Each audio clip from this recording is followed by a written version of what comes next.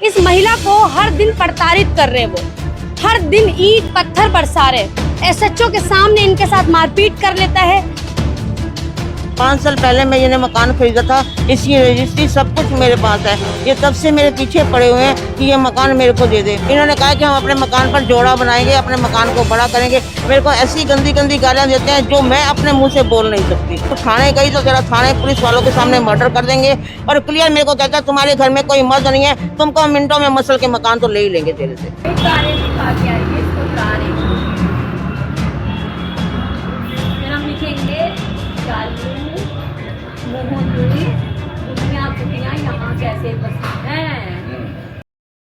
नमस्कार, मैं साहिबा और आप सभी का स्वागत है दिल्ली झलकों में। जैसे कि मैं आपको हर वक्त बताती हूँ कि मैं दिल्ली के कोने कोने से खबर आप तक पहुँचाती हूँ।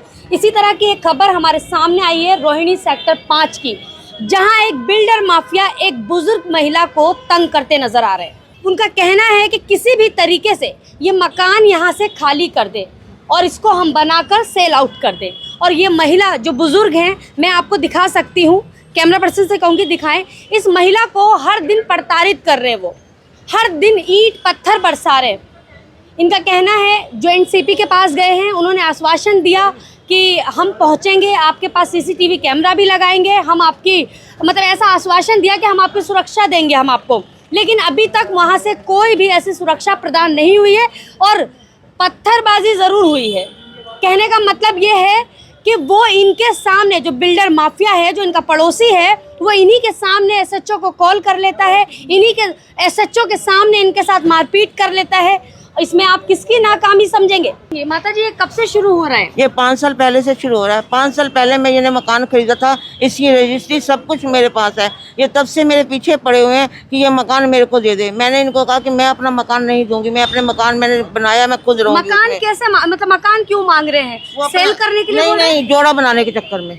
इन्होंने कहा कि हम अपने मकान पर जोड़ा बनाएंगे, अपने मकान को बड़ा करेंगे। मैंने कहा आप 25 साल से यहाँ रह रहे थे, आप पहले खरीदे थे। मैंने 5 साल पहले अपने पैसा जोड़ के 1 नंबर की कमाई से खरीदा। अब मैं ये मकान नहीं दूंगी। उस दिन से लेके आज के दिन तक कभी ये घर में मेरे घर पे रॉड मारते हैं, कभी पत्थर मारते हैं। मेरे को ऐसी गंदी गंदी गालियाँ देते हैं जो मैं अपने मुँह से बोल नहीं सकती। और मेरे को क्लियर धमकाते हैं कि तू थाने गई तो जरा थाने पुलिस वालों के सामने मर्डर कर देंगे।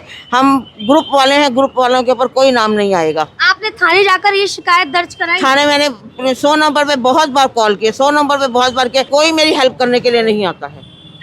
मतलब आप कह रही हैं कि आपने हजारों बार 100 नंबर को कॉल किया, लेकिन अभी तक कोई भी नहीं पहुंचा।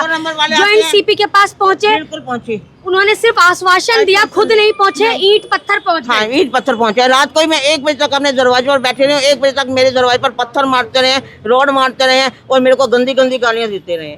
देखिए, इनके हाथ में ये 70 पेज की फाइल है, आप देख सकते हैं कहाँ कहाँ ये भाग दौड़ कर रही हैं। इन्होंने रेखा गुप्ता, दिल्ली की सीएम से भी गुहार लगाई है। अब देखना ये है कि इस बुजुर्ग महिला के साथ इंसाफ होता है। दिल्ली पुलिस तो इंसाफ कर नहीं रही है। दिल्ली पुलिस, इनका कहना है कि बिल्डरों से मिली हुई है। अगर वो इंसाफ करती तो 5 साल से मुझे ये प्रताड़ना झेलनी नहीं पड़ती। और बताइए माता जी, मेरा एक ही हाथ जोड़ के प्रार्थना है कि इन गुंडों के ऊपर सख्त से सख्त कार्रवाई की जाए, इनके ऊपर FIR की जाए और मेरे को सुरक्षा प्रदान की जाए ताकि मैं अपनी जिंदगी जी सकूं। मेरा एक सवाल और भी है, दिल्ली में कई ऐसे घर हैं जो बिल्कुल सटे सटे बने हुए हैं, तो क्या इसका मतलब जोड़ा बनाने के लिए हम किसी का घर खाली करा देंगे? तो मैं कह रही या आपसे बेचने के लिए कहा? नहीं, मेरे को बेचने के लिए इन्होंने कहा मैंने जोड़ा बनाना है। इन्होंने मेरे को बहुत जने आए मकान बेच दो। मैंने कहा मैंने इस उम्र में मैंने बड़ी मुश्किल से मकान बनाया, मैं अपना मकान नहीं बेचूंगा। कौन कौन है आपके घर में? मैं अकेली हूँ। आप अकेली हैं? हाँ, तब ये समस्या है। हाँ, कभी कभी मेरे घर में मेरी बेटी आ जाती है और क्लियर मेरे को कहता है तुम्हारे घर में कोई मर्द नहीं है, तुमको मिनटों में मसल के मकान तो ले ही लेंगे तेरे से। इतनी बड़ी बड़ी बातें, वो भी देश की राजधानी में। बिल्कुल। और पुलिस प्रशासन की तरफ से कोई मदद? मेरे घर के 100 कदम पर पुलिस स्टेशन है और हर खबर पुलिस स्टेशन में पहुंचती रहती है, लेकिन मेरे मदद करने के लिए कोई नहीं आता। कोई नहीं आता।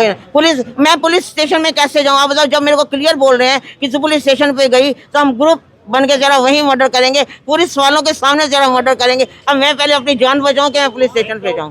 मतलब आप ये कह रहे हैं कि पुलिस प्रशासन की भी कोई डर नहीं है उनके दिल में? एक सवाल और है मेरा, आपने कहा कि उनकी फैमिली क्रिमिनल माइंड की है। बिल्कुल हाँ, उनका एक बेटा है जो जेल जाता रहता है, पैरोल पे कभी आता है फिर कोई ना कोई कांड कर देता है, फिर जेल चला जाता है। तो आपको इस बात का भी डर है? हाँ, इस बात का डर है कि क्या पता, और नहीं, इसने अपने उस बेटे को मेरे घर के बिल्कुल सामने बाइक पर बिठा के इसकी मदर ने कहा ये मकान तेरा है, दंड भेज, जो मर्जी कर, इस मकान को तूने लेना, ये मकान तूने लेना ही लेना इससे। अपने बेटे को? बेटे मेरे सामने कहा, मैं दरवाजे पर खड़ी थी, मेरे सामने इसकी मदर ने कहा है ये जो सब। बेटा पेरोल पे आता है? हाँ जी। तो आपको ये भी डर है कि कहीं ऐसा ना हो जिस तरीके से आपको मारने की धमकियां दी जा रही हैं, पेरोल पे आके शायद वही ना मार हाँ, मेरे को, हम ये सारे मिल के करेंगे मर्डर, ये सारे मिल के करेंगे। इनका टारगेट यही है कि मेरा मर्डर करके मेरे को मकान लेना, इनका टारगेट है ये। आप देख सकते हैं ये बुजुर्ग महिला जब पुलिस प्रशासन से थक गई तो मीडिया की मदद ली है ताकि मेरे लिए कोई तो इंसाफ होगा। मैं अकेली महिला हूँ, मैंने पाई जमा करके, इनका कहना है मैंने 1 नंबर की कमाई से ये मकान खरीदा और आज इस मकान को इतनी आसानी से कोई हड़पने के लिए तैयार है। लेकिन आज दिल्ली पुलिस इनके लिए कोई कार्यवाही नहीं कर रही है। चाय तक नहीं बनाने जा सकती, वहीं मेरे किचन में आके पत्थर मारते हैं, गालियां देते हैं। माहौल बना हुआ है। डर का, बिल्कुल डर का, के हद से ज्यादा डर का माहौल बना हुआ है। डर नहीं, हद से ज्यादा डर। मारने की धमकियां बार-बार दी जा रही है। बिल्कुल, और किसी वक्त भी मेरे को अटैक पड़ सकता है। मैं हार्ट पेशेंट हूँ और इस वक्त मेरा बीपी 225 में है। मैं सुबह से 3 बार दवाई खा चुकी हूँ। बड़ी मुश्किल कितनी से। एज होगी माताजी? 75 साल। 75 साल की महिला के साथ इस तरीके का जो बर्ताव हो रहा है, ये दिल्ली पुलिस को समझना पड़ेगा। देखिए, मैंने माताजी से बात की, आपने पूरी बात समझी। इस खबर में तो बस इतना ही, लेकिन इससे जुड़ी खबरें मैं आपको देती रहूंगी। तब तक के लिए नमस्कार।